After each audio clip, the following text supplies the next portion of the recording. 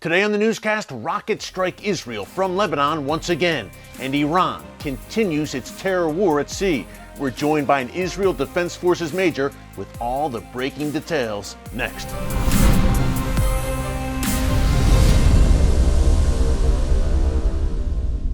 Hey folks, Erick Stakelbeck here. Welcome to the Watchman Newscast. We've got some breaking news for you. 3 rockets were fired from southern Lebanon at Israel earlier today. Sirens sounded in the northern town of Kiryat Shimona around noon Israel time, warning of incoming rockets. Thankfully, 2 of these projectiles fell into an open field and the other fell short of reaching Israel. Now, Israel responded by shelling targets in southern Lebanon. Israeli officials believe that Palestinian terror groups based in southern Lebanon are behind today's incident and other rocket attacks that we've seen launched from Lebanon since May. Hezbollah, of course, controls southern Lebanon with an iron fist, but Israeli officials believe Hezbollah allows these Palestinian groups to operate freely and launch the rockets. By the way, today, August 4th, marks the 1-year anniversary of that deadly Beirut port blast, which helped push Lebanon into a new political and economic crisis that's growing worse by the day. At the same time, Iran, fresh off that deadly drone attack on an Israeli-operated ship last week, was engaged in some very dangerous behavior once again yesterday in the Gulf of Oman.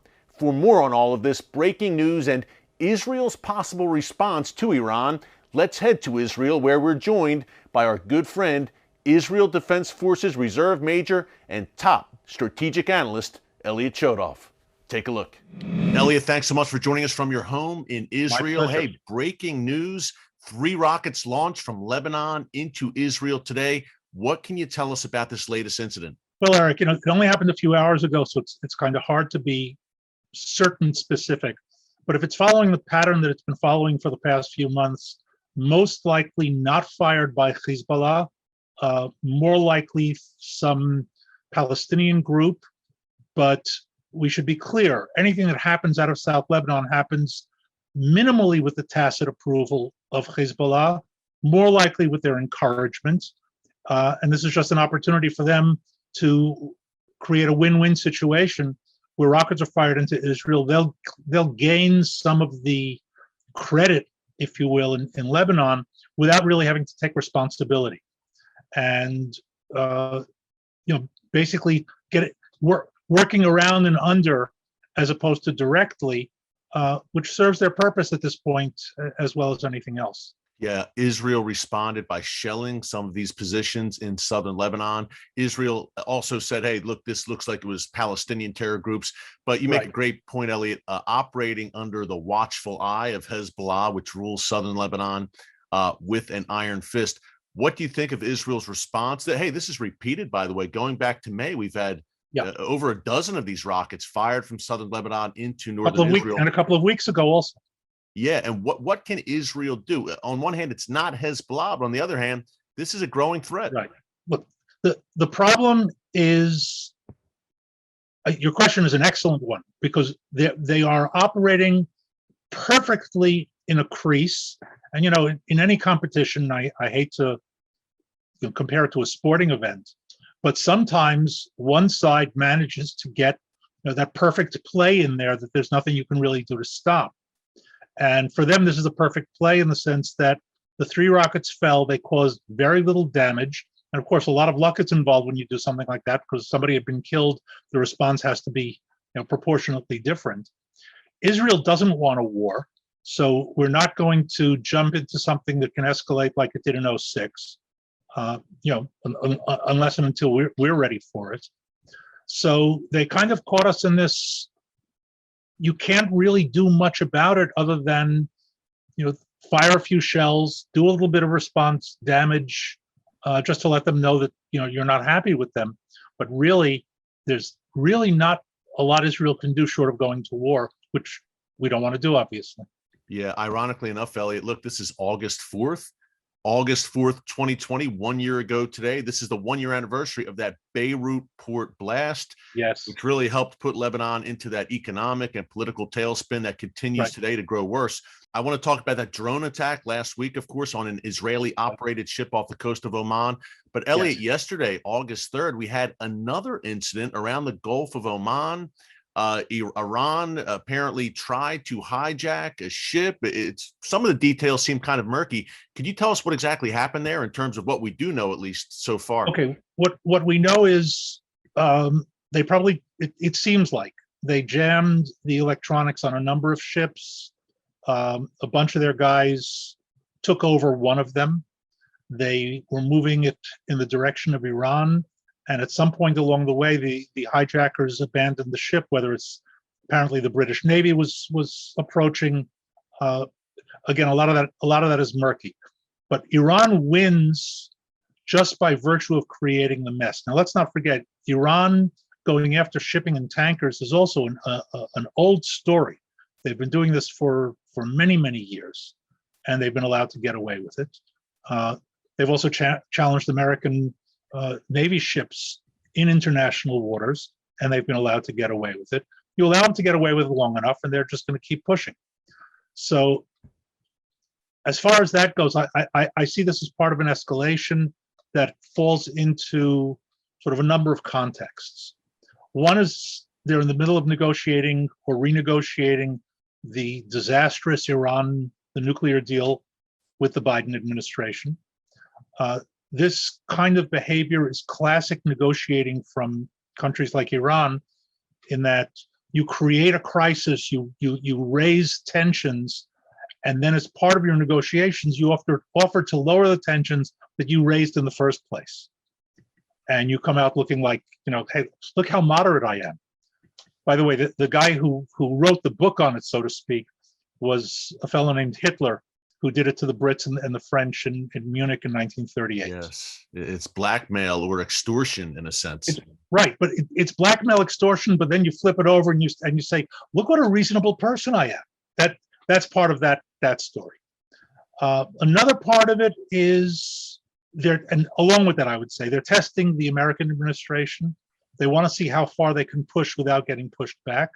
So far, the Americans and the Brits, who lost a sailor in that attack last week, are talking, but they're not doing very much. And on top of all of that, it was just announced, Defense Minister Benny Gantz, about an hour ago, made a public statement that Iran is 6 weeks away from nuclear breakout.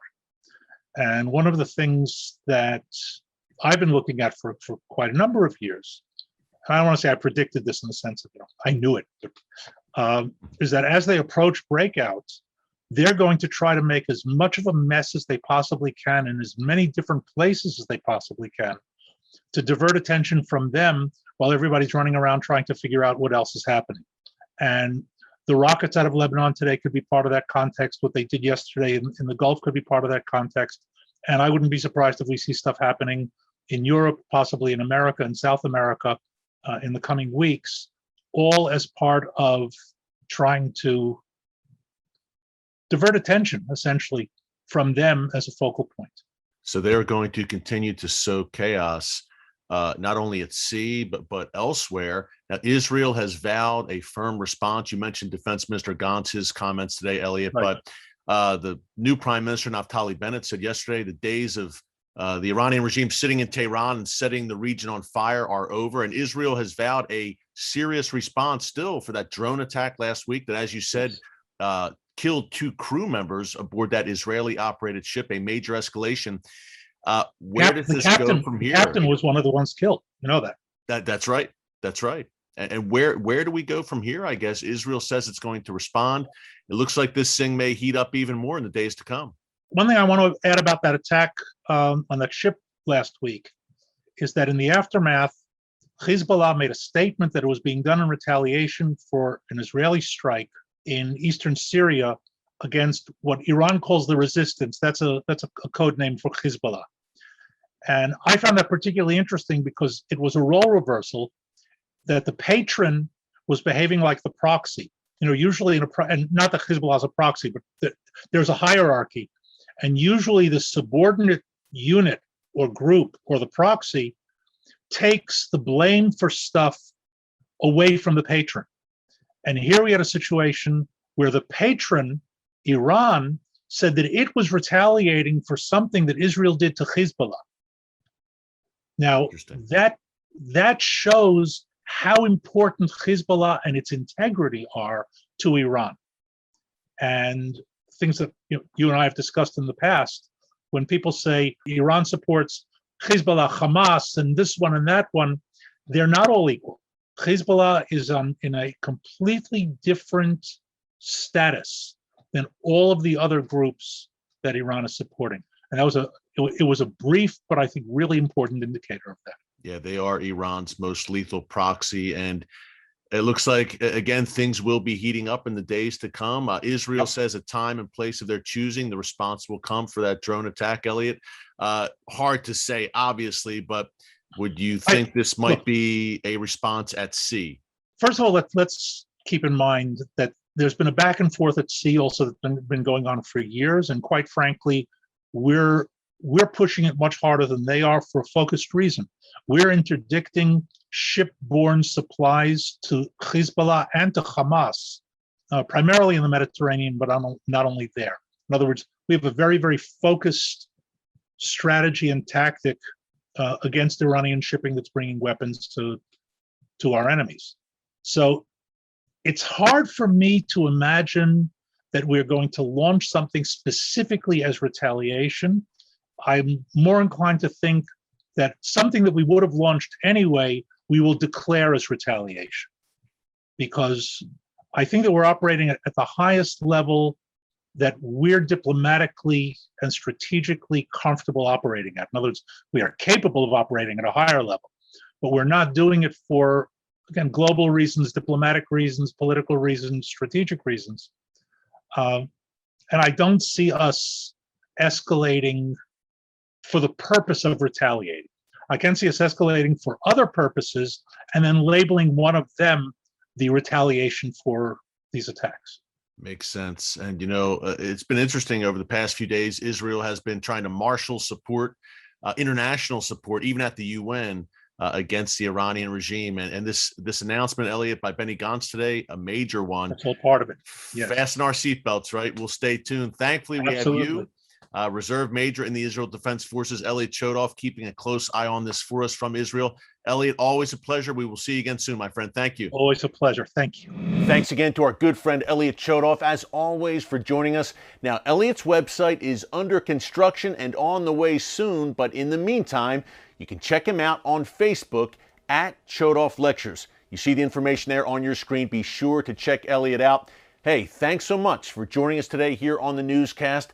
The Middle East never sleeps, and we will continue to be watchmen on the wall for you for such a time as this. Until tomorrow, God bless you, and remember, never hold your peace. Hey everyone, thanks for checking out the Watchman Newscast. If you enjoyed this episode and want to see more, make sure you go ahead and hit the like button, click subscribe, and tap the bell icon to turn on notifications for new Watchman Newscast episodes every weekday.